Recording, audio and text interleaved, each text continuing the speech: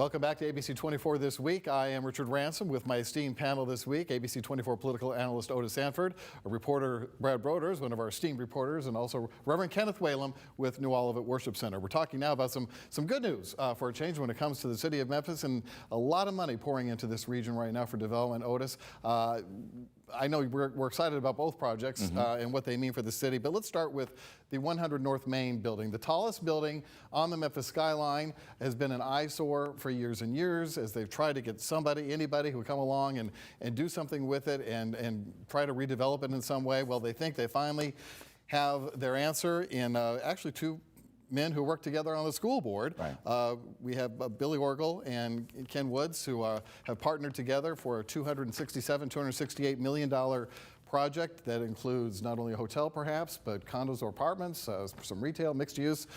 And they think they've got the financial backing and the wherewithal to make it happen. This is really big for downtown. Oh, I think it's huge for downtown. And again, when we talk about minority participation, Kevin Woods is African American and he's working with Billy Orgel on this. There will be other African Americans involved in this to bring this, what is really right now an eyesore, back to life. You know, I've been in the city long enough to remember the heyday of 100 North Main. I used to go there when I was a reporter downtown. They had a nice restaurant at the very top that kind of swirled around. You could see the river and the rest of the city. I mean, it was a showplace back then. But it has fallen into total disrepair. You know, homeless people were in there. I mean, it was just a terrible situation. But now with this venture, and I have really good expectations that they will be able to deliver on this, and this will bring this tallest building in Memphis back to life. It's a great thing economically for the city. Do you share his enthusiasm, Reverend Whalum? Oh, absolutely. I too remember when 100 North Main building was the place to be, man. When I got my start in politics and in government affairs, 100 North Main building was the place to be. One thing that I'd like to point out also is that Paul Young, who is over the Downtown Association, is doing a fabulous job. I am looking forward to not just 100 North Main building, but to everything downtown, sort of catching up with the culture, if you will, and being an urban hotspot. I think this is a really good sign for Memphis and Memphians. Brad, yeah, and to echo what Reverend Whalum was saying, I mean, the Billy Orgel has a lot of good success track record of huge successful developments of the Tennessee Brewery down on South Main. He's working on the Snuff project in Uptown, and yeah, echoing what Reverend Whalum was saying, Paul Young's done some great work with the Downtown Memphis Commission. He did great work when he was at the city of Memphis. You know, I've been here since 2015. I've never seen that building open. I have no idea what it actually looks like. I mean, it's been just vacant as long as I've been here, and I've been here a couple of days at this point. So it will be a great catalyst, especially for that side of the northern end of Maine. You know, South Maine's getting so much development by the renovated convention center. I think that will really help spur a lot of the development more on the north side of downtown. Especially if that Lowe's hotel comes to fruition too. All right, let's head east, shall we, a little bit to Haywood County and talking about Blue Oval City. That's the $5.6 billion project, mega project that is about to have a groundbreaking by the end of this year is the goal. And this week we had a meeting between Ford and about 500 local business leaders, and Ford is making no bones about it. They are really targeting minority companies and workers, and they seem to understand, and Beverly Robertson with the Chamber pointed this out, that rising tide lifts all boats, and that's what this community has lacked for years and years when it comes to economic development.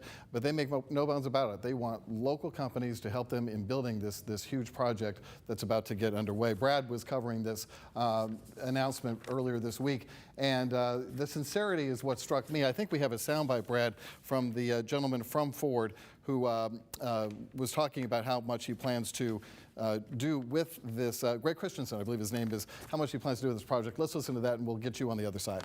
To carpenters, to steel workers, iron workers, sheet metal, it's really all encompassing. When you start Yeah, that was a really enjoyable story, Richard. I did earlier this week. I spoke with not only Greg Christensen, but I also spoke with the Black Business Association of Memphis.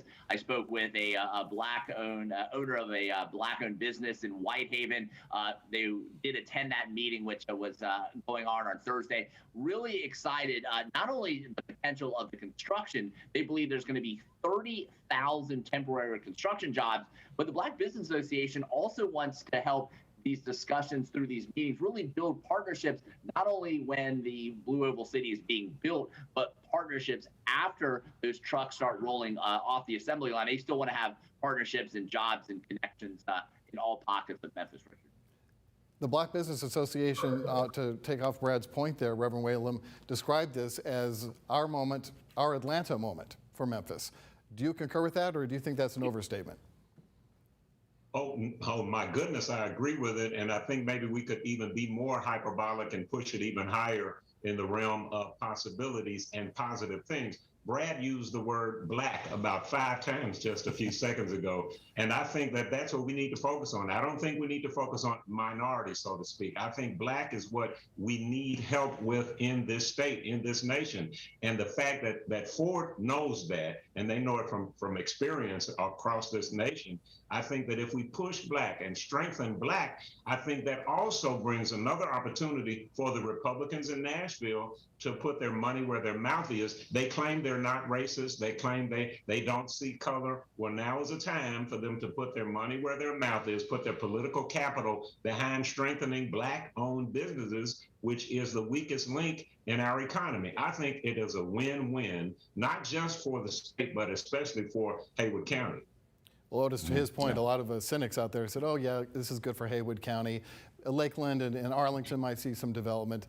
But Ford, they made a point of saying that was one of the reasons they chose Memphis, was because it's a largely black community. No question about it. And they are putting their money where their mouths are right here with this. And I've never seen this much enthusiasm from the Black Business Association in the city over anything. You know, I lived in Detroit for a couple of years, Richard, and that's where Ford is located. Its headquarters is there in Dearborn. They had a tremendous impact on Dearborn and on Detroit proper.